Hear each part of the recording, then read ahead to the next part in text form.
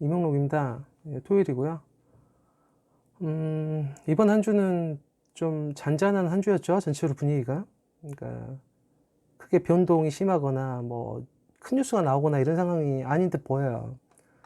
그런데 실은 그렇진 않아요. 결코 그러진 않고요. 그러니까 조용한, 그러니까 방향이 결정되는 거는 언제나 이해하기가 쉽습니다. 그러니까 방향이 결정되는 경우는. 그러니까 계약이 되면 학교를 가면 돼요. 방학이면 방학에 맞춰서 해야 되는 거고.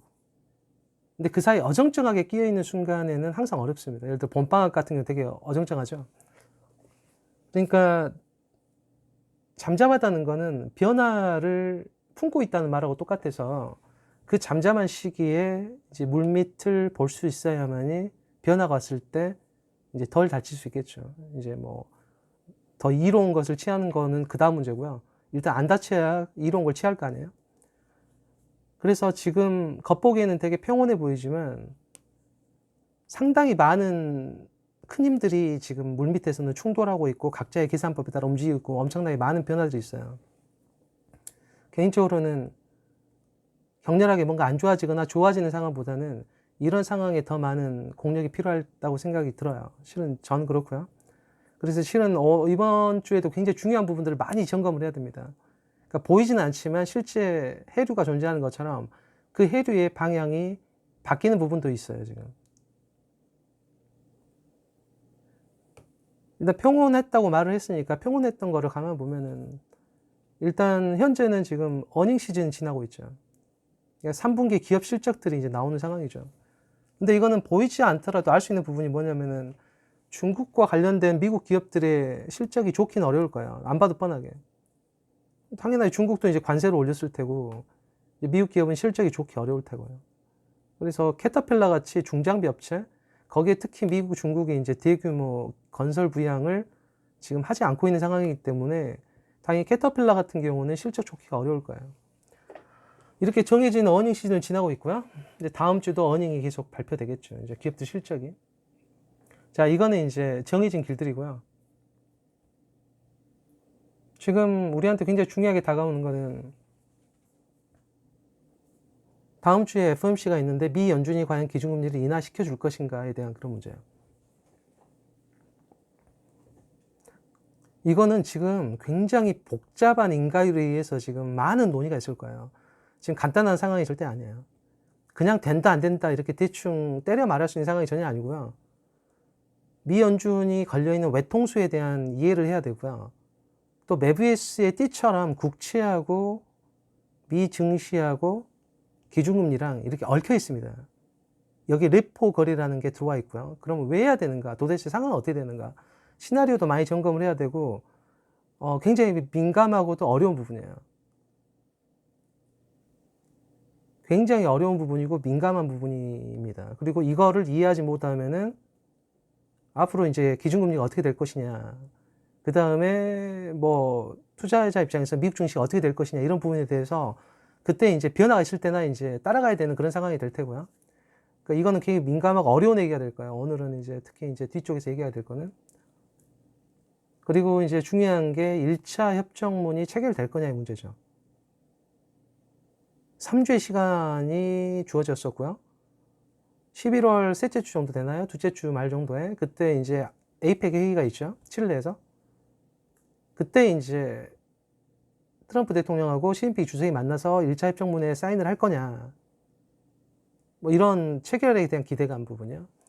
많은 잡음이 있을 수 있다고 계속 말을 했었고, 이제 한 주가 지났고, 저도 다음 주 정도 말에는 윤곽이 좀 나와야 될 텐데요. 지금 이러한 상황이에요. 그래서 기준금리가 인하될 수 있다. 그 다음에 1차 협정문이 체결될 수도 있다.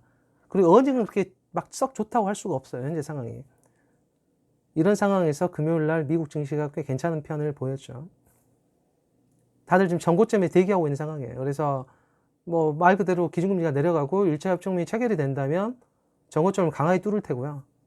우리나라 입장에서도 굉장히 좋은 상황이 펼쳐질 텐데 반대로 이제 하나는 되고 하나 안 되고 뭐 둘 다 안 되고 이런 경우들도 있을 수 있겠죠. 그러면 지금 우리가 할 수 있는 거는 몇 가지 흔적밖에 없어요. 우리는 어디까지나 배를 타고 파도를 통해서 해류 움직임을 알아내는 입장에 처해 있으니까요. 잠수 불하면 직접 내려갈 수 있겠지만 잠수 도구 없잖아요, 우리는. 그러니까 해류의 움직임을 살펴봐야 되는데 참 어렵죠. 물길은 항상 어려워요. 변화도 심하고. 하지만 지금 분명한 변화의 움직임들은 존재합니다. 이 부분에 대해서 많은 정보가 우리에겐 필요해요. 자, 일단 뭐 일부에서는 여러분이 가질 수 있는 근원적인 질문에 대해서 좀 답을 하나 해보고 싶은데요. 지금 우리나라는 10월 달에 기준금리를 인하했어요. 기준금리를 인하한다는 소리는 은행에서 고정수익을 기대하기가 더욱 어렵게 된단 말이잖아요. 은행 이자가 얼마 안 될 테니까. 간단히 말하면. 그럼 은행에 굳이 돈을 놔두겠어요? 밖으로 나가야겠죠. 그럼 어디로 갈 거냐 이 문제잖아요. 근데 상식적으로는 증시로 자금이 유입될 수가 있겠죠. 기대 수익률이 그나마 높을 테니까요. 혹은 국채로 갈 수도 있고요. 근데 문제가 지금 경제 성장률이 2%가 되냐 못 되냐 이런 얘기가 나오고 있는 상황이잖아요. 그럼 경제 성장률이 늘어나지 못하는 상황에서 크게 그 돈이 나와서 어디로 갈 거냐 이런 문제가 생기잖아요. 그러면은 그 돈이 다 어디 있을까? 참 인생이라는 게 재밌지만 보통 대부분 그런 생각 안 하고 하지 않으시나요? 뭐 사무실이나 뭐 공부하는 학생 같은 경우는 나만 공부하는 것 같은 느낌? 남들은 다 노는데. 그러니까 돈도 나만 없는 거잖아요. 근데 실제 돈 많은 사람도 꽤나 많을 테고 유동자금이 지금 1100조가 넘어요. 진짜 돈이 많이 풀려 있다고요. 그래서 이 돈들이 어디로 갈 거냐 이제 여기저기 보고 있겠죠. 뭐 지방 부동산 같은 경우는 대전하고 광주를 거쳤으니 그 유동성은 또 어디로 갈 거냐. 서울의 대출을 잡는다고 그래서 유동성이 사라질 거냐. 이런 문제들이 또 부동산하고 다 연결되어 있고요. 그건 이제 우리의 생활에 직접 피부에 와닿는 부분이니까 되게 민감한 부분일 테고, 이제 이런 상황이에요. 기준금리를 내렸어요. 그리고 경제성장률은 높지 않습니다, 분명히. 그럼 상식적으로 원화에 대한 수요가 줄어들겠죠. 우리나라 돈을 굳이 가질 필요는 없으니까. 그런데 이제 여러분이 최근에 관찰했던 거는 원화가 강세로 바뀌고 있죠. 원화가 1170원? 1200원대를 넘었었는데 갑자기 1170원대로까지 내려온다든가? 이게 도대체 무슨 어떤 일이 발생한 거냐 이럴 수가 있어요. 그 덕에 외인들은 약간 들어오는 상황이죠. 우리나라 증시로 유입되는 부분. 여러분께서 한 1180, 제 기억에 한 1180, 한 3, 4원 정도? 거기 넘어가지 않으면 외인들을 너무 걱정할 필요는 없을 텐데요. 도대체 이게 무슨 조화냐. 이제 경제는 가끔 이렇게 일반론적으로 봤을 때는 기준금리를 내렸으니 당연히 원화가 약해져야 될 텐데 왜 이게 갑자기 원화가 비싸지고 그러는가. 경제성장률도 별로 안 좋다는데. 이런 문제가 있을 수 있는데요. 몇 가지 이제 이유들을 좀 정리해 볼게요. 이런 이유들을 알아보는 게 필요한 게 나중에도 반복될 수 있어요. 몇 년 뒤에도. 일단은 삼성전자 같은 경우는 3분기의 실적이 나쁠 거라고 생각했지만 예상치보다 훨씬 훌쩍 뛰어넘었죠. 그러면 이게 도대체 어떻게 된 거냐. 이거는 안 봐도 뻔한 거예요. 일단 환율이 거의 1200원대 위에서 놀았잖아요. 3분기 때. 1250원, 60원, 70원까지 가고 그랬으니까요. 이 정도면은 거의 환율 효과가 매우 컸다고 봐야 돼요. 그래서 3분기의 삼성전자 실적의 프리미엄은 환율 효과에 분명히 의존하는 게 큽니다. 자, 그러면 3분기 실적이 좋았으니 4분기는 소비 시에 들어갔을 때 그렇게 나쁘지 않을 거라면 외국인들 입장에서는 삼성전자 쪽으로 들어와서 나쁠 건 없겠죠. 뭐 하이닉스든. 그래서 4분기 때는 지금 1170원대 이하나 이 정도에서 환율 효과가 많이 거친다.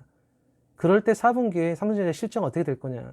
이 부분이 앞으로 석 달 동안 굉장히 중요한 부분일 것 같아요. 관심 있게 지켜봐야 됩니다. 그러니까 이번 4분기 때 실적이 어떻게 보면 환율이 좀 거쳤을 때 삼성이 할 수 있는 잠재력, 힘 이런 평가가 될 거라서. 그리고 이제 두 번째 이유로는 미국 연방준비은행이 이런 걸 많이 해줬죠. 여러분이 이제 들어봤던 단어 중에 레포 거래라든가 스탠딩 레포라는 단어를 들어보셨을까요? 혹시 찾아보시기 바래요. 자, 그러면은 한마디로 말하면은요. 국채를 사고 현금을 넣어주는 거예요. 시장에.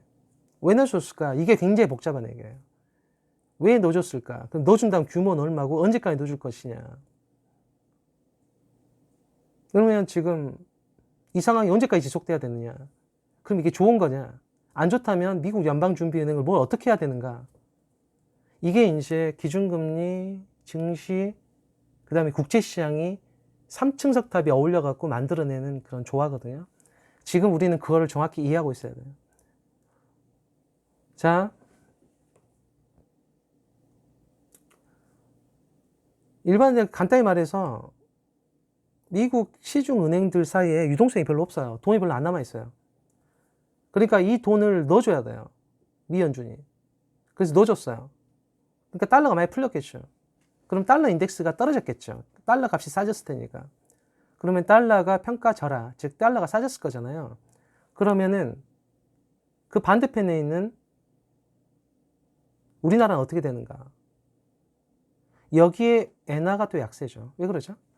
일본 얘기를 잠깐 해보면 올해 10월에 일본의 성적표가 썩 좋지가 않아요. 그러니까 우리나라의 문제 때문에 우리나라의 갈등 때문에 문제가 안 좋다기보다도 지금 글로벌 경기가 안 좋은 건 확실하죠. 중국이 현성장률 6.0%로 내려갔잖아요. 이 말은 중국에서 먹을 수 있는 빵이 많이 줄어든 거고 거기에 납품을 하는 납품업자에 해당되는 국가들은 대부분 상황이 좋지 않은 거예요. 한마디로. 중국에서 최종 생산품을 생산하는 걸 줄이잖아요. 그러면 당연히 중간재, 즉 기계류라든가 뭐 부품이든 이거를 보내야 되는 국가 입장에서는 상황이 좋을 수가 없겠죠. 그래서 뭐 일본 같은 경우는 최근 3년 내에 공장 가동률이 최저인 상태로 내려가고 있어요, 지금. 그리고 공장에 이제 구매자들 있잖아요. 이제 구매자들의 지수를 조사를 하는데 그게 안 좋아요. 48.5로. 이것도 7년 내에. 7년이면은 지금 2012년이잖아요. 그러니까 아베노미스 시작하기 전부터 잠깐인데 가장 낮은 수준으로 좋지 않은 거예요. 그러니까 일본도 생산이나 이런 쪽이 원활하지 않은 거죠. 그거는 당연합니다. 우리나라의 분쟁도 분쟁이지만 더 큰 거는 대여는 중국이에요. 중국에서 경제 성장률이 많이 빠져나가니까 먹거리가 많이 빠져나간 게 분명하고요. 이제 일본에서는 내수로 돌려야 될 텐데 그렇다면 내수에서 받쳐준 힘이 있어야겠죠. 그런데 올해 10월 1일부터 변화가 생겼죠. 우리나라는 부가가치세가 10%예요. 그러니까 1,000원짜리 물건을 사시면 그 안에 10%의 부가가치세를 우리가 이미 납부하고 있는 거예요. 소비자가. 이걸 간접세라고 그러죠. 직접 내는 게 아니라 간접적으로 뜯기는 거니까요.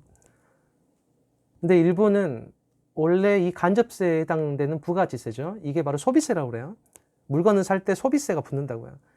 근데 일본은 직접세로 뜯습니다. 간접세로 포함되지 않아요. 근데 기존에 8%였는데 우리나라와 동일하게 10%로 상향 조정됐어요. 그러니까 여러분이 뭐 1,000만 원짜리 물건을 산다. 그럼 100만 원이 세금인 거예요. 원래 80만 원 세금이었는데 500만 원을 샀다. 500만 원이면 1억이다. 1억이면은 지금 1,000만 원이 세금인 거죠. 그러니까 2%포인트의 큰 차이가 매우 커지죠. 금액이 커지면 커질수록. 이러면서 소비가 약간 위축되고 있는 김이에요. 그래서 생산과 소비 모두 위축되고 있다. 이 말은 무슨 말이겠죠? 일본의 경제 상황이 썩 좋지는 못하겠구나. 그럼 일본의 경제 상황이 썩 좋지 못하면 근본적으로 일본 엔화에 대한 믿음이 약간 줄겠죠. 그러면 엔화는 싸져야 되잖아요.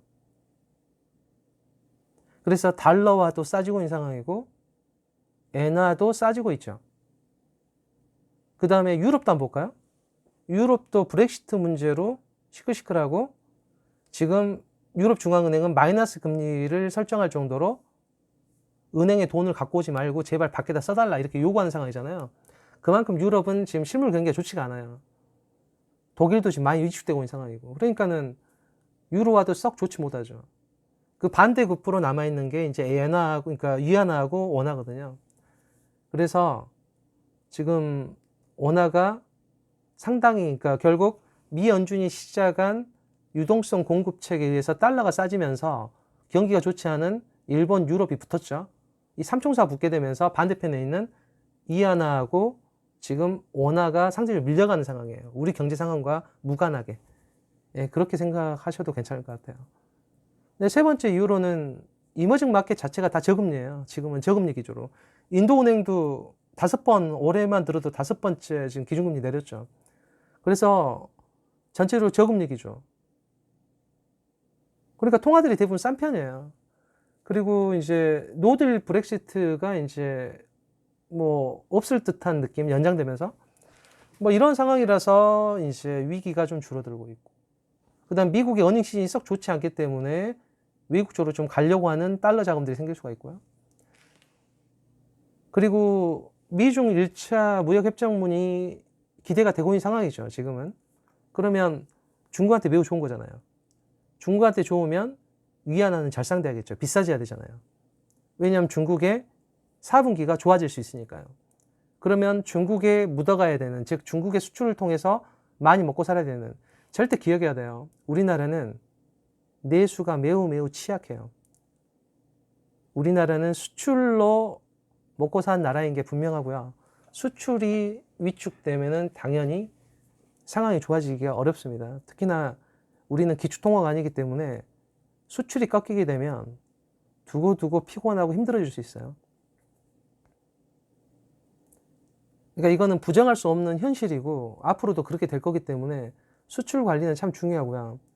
그래서 중국이 약간 좋아질 수 있다는, 즉 1차 협정문을 통해서, 그래서 관세도 12월 15일 날 또 부과되기로 했잖아요. 그것도 취소된다든가 이런 식으로 해서 좀 개선이 된다면 중국의 GDP 성장률이 좀 올라와주고, 그럼 그 덕에 중국 시장에 많이 수출하는 한국이 좀 좋아질 테니까 원화가 좀 비쌀 수도 있는 거겠죠. 이러한 6가지 정도 이유 때문에 지금 기준금리를 내렸음에도 불구하고 지금 원화가 강세로 전환되고 있는 이유라고 생각하시면 될 것 같아요. 뭐 미국과 중국은 여전히 뭐 이렇게 지금 아직까지 좀 더 지켜볼 필요가 있긴 해요. 그러니까 일단은 미국에서 오나 말한 거는 홍콩에 대한 시의 지지적인 부분. 뭐 펜스 대통령, 부통령이 당장 말했잖아요. 중국은 이제 세계 무역 질서에 좀 편입될 필요가 있고, 이런 강경 발언도 있었고요. 그다음 실제로 이제 중요한 이제 회의 중에 하나가 이번에 워싱턴에 이제 나라마다 돌아가서 하는 건데요. 해프닝이 하나 있었어요. 그러니까 워싱턴에서 이번에 개최를 하는데 국제 우주항공 회의가 있거든요. 거기서 이제 여러 가지 교류도 하고 연구자끼리 인사도 하고 하는 아주 중요한 회의인데, 중국 그 참가진들이 대표부터 시작해갖고 전부 다 비자를 못 받았어요. 베이징에서. 그래서 못 갔습니다, 한마디로. 그러니까 양국 간에 외교적 마찰이 풀리고 있지 않은 거죠. 그러니까 긴장감이 있는 거예요. 그러니까 이 상태로 지금 진행 중이고요. 하웨이 역시 좋지 못하죠, 당연히. 뭐 상황이 좋지 않아요. 그래서 예상치보다 수익도 안 좋고 막 이런 정도고요. 1차 협정문이 체결된다면, 그리고 근데 중국이 원하는 거는 기존에 부과했던 관세를 없애달라는 건데 이거는 쉽지 않아요. 그런 거는 거의 불가능하고요. 그나마 좀 개선이 된다 이런 정도. 이제 문제가 이제 나무 나라지만 우리나라가 이제 경제 성장률이 어떻게 될 거냐. 이게 굉장히 피곤한 문제죠. 그러니까 근본적으로 수출에 의존하는 경제 형태이기 때문에 우리 수출이 많이 가는 쪽이 중국이거든요. 근데 중국이 좋지 않다. 그렇다면 우리나라 수출도 좋기가 어려울 테고요. 이렇게 되면 경제 성장률이 많이 올라가기 힘들어요. 이런 구조 하에 놓여 있고요. 나머지 뭐 마찬가지입니다. 지금은 딱히 어디가 좋다고 말하기 어려운 그런 상황이고요. 딱히 어디가 좋다고 말하기 어렵다. 이거는 안전한 건 아니잖아요. 그럼 안전한 쪽으로 가는 게 맞잖아요. 그럼 안전자산은 어디냐? 이게 큰 손들이 갖고 있는 모두 공통적인 질문이자 그 답을 찾고 싶어요. 이제 그 답은 미국채로 결정이 된 상태고요. 자, 그리고 이제 대선 관련해서는 이제 1년 정도 남았는데, 트럼프 대통령이 지금 2017년에 경제 성장률 2.4%, 2018년에 2.9%, 이제 올해 그럼 몇 퍼센트일 거냐 이런 문제잖아요. 올해는 2% 초반 정도나 되지 않을까 싶긴 해요, 현재로서는. 그리고 실업률은 임기 시작했을 때 4.7%였는데 많이 뺐죠. 1.2%포인트나 빠졌어요. 이 3.5%로. 그러니까 실업률이 내려갔으니 당연히 사람들이 소득이 생기면서 소비를 할 수 있는 상황이고요. 그리고 이제 미 연준이 과연 트럼프 대통령과 같이 합을 맞출 거냐. 현재로서는 그런 방향으로 진행될 듯 합니다. 최근에 이제 정치적으로 미국에서 이제 양당 간에 공화당과 민주당이 막 갈리는 이슈들이 생기는데요. 그게 이제 미국에서 대출 규모 중에 굉장히 큰 게 이제 학자금 대출이에요. 학생 대출. 그래가지고 이게 자동차 론이나 이게 신용카드 대출보다 더 커요. 덩치가. 그러니까 이게 만약 뭐 다 망가진다. 그런 말 그대로 대출해줬던 이제 대출자들이 같이 허공을 잡아야 되는 그런 상황인데요. 이게 지금 신용카드 대출이나 자동차 대출보다 커진 상황이기 때문에요. 실은 총량이 1조 6천억 달러예요. 그러니까 한국식으로 따지면 얼마죠? 1조 6천억 달러면은 뭐 지금 환율로 하면은 거의 뭐 1800조 원 정도 넘어버릴 수도 있겠죠? 그럼 우리나라 예산 생각해보면 지금 얼마나 큰 돈인지 알겠죠? 그래갖고 이거 가지고 실은 지금 민주당 쪽에서는 거의 노선이 분명해요. 그러니까 학자금 대출이 미국의 미래의 큰 짐덩어리다. 그래서 버니 샌더스 상원의원이죠. 지금 협심증 치료하고 난 다음에 오자마자 한 말이 1조 6천억 달러의 학자금 대출을 모두 다 빵원으로 없애버리겠다. 모두 다 빚이 없는 걸로 만들어주겠다. 학생들한테. 그러면 금융기관은 그러면 내가 해줬던 대출은 어떻게 회수하냐고 이렇게 질문을 할 거잖아요. 그러니까 버니 샌더스 상원의원 입장에서는 그냥 못 받은 걸로 퉁치자 이게 결론이에요. 그러니까 매우 급진적인 발언이죠. 그런 식으로 따지면은 항상 정책이란 그래요. 학자금 대출 열심히 갚았던 학생은 어떻게 되죠? 졸업한 다음에 이제 손해죠. 두 번째, 학자금 대출을 안 받고 그냥 다녔던 사람은 손해죠. 결국 학자금 대출을 어마무시하게 많이 받았던 사람만 이익 보는 거예요. 버니 샌더스 상원의원의 지금 정책 방안으로 지금 캠페인으로 보면은요. 이걸 이제 한마디로 말하면은 이제 도덕적 해이라고 하는 거예요. 어차피 빚을 다 까줄 거니까 빚을 왕창 써버리고 말지 뭐 이런 게 바로 도덕적 해이라는 부분이에요. 그러니까 이 부분은 정의라고 말을 그러니까 버니 샌더스 의원 입장에서는 학생들의 미래를 담보로 대출 장사를 하는 건 나쁘다라는 거잖아요. 그게 정의라고 하는 순간 도덕적 해이라는 반론이 바로 제기되게 돼 있어요. 그러니까 우리가 보통 상식으로 생각하는 선이라는 게 언제나 선일 수는 없어요. 세상에 절대선이 어디 있겠어요. 우리한테 예정된 건 딱 하나밖에 없어요. 태어나고 그 다음에 죽는다. 그것 빼놓고는 절대선이라고 세상에 볼 수 있는 건 없습니다. 훌륭한 철학자가 철인 정치한다고 모든 게 해결될 것 같나요? 그렇지도 않을 거고요. 그래서 절대선이라고 강조하는 거는 그만큼 절대악의 개념을 동시에 포함하고 있기 때문에 그래서 중용이라는 게 상당히 중요한 것 같아요. 세상을 살수록. 이런 얘기도 있고요. 워런 상원은 약간 조금 더 낫습니다. 학자금 대출이 있어. 이건 나중에 미국 쪽에서 아마 내년에 대선 붙을 때 아마 이 학자금 대출 부분이요. 왜냐하면 젊은 피들에 대한 문제이기 때문에요. 이 표심을 누가 잡느냐의 문제 때문에 선이 나오는 것 같아요. 그래서 워런 상원이 제시하는 거는 간단해요. 구간을 나누자는 거죠. 졸업한 다음에 소득이 10만 불 이상을 벌고 있어요. 한국 돈으로 하면 1억 한 2천만 원 정도 되겠죠. 그러면 그 사람들에 대해서는 학자금 대출 중에서 5만 불은 그냥 빼주고 나머지만 갚도록 하자. 두 번째, 소득이 좀 높아요.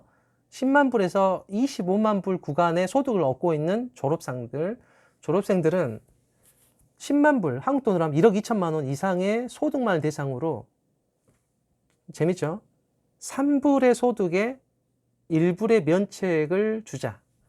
나머지는 갚아라. 뭐 이런 얘기예요. 그 다음에 소득이 25만 불이 넘어가면 그냥 능력 있으니까 대출을 전액 상환해라. 이런 그 학자금 대출 관련해 갖고 지금 현재 이제 서서히 이제 이런 분위기들이 이제 불거질 텐데 현재까지 성적표를 봤을 때는 트럼프 대통령이 딱히 지금 미국 내에서 못하는 거는 별로 없어요.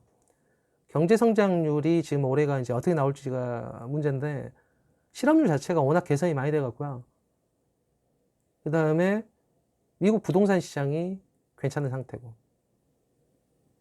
뭐 이런 상황이라서 지금 탄핵 문제도 쉽지만은 않을 거예요. 언제나 역풍이 불 수 있는 부분이 있어가지고 뭐 현재는 그런 정도의 상황이에요. 그래서 지금 이런 정도로 좀 돌아가고 있다 정도 좀 정리하시면 될 것 같아요.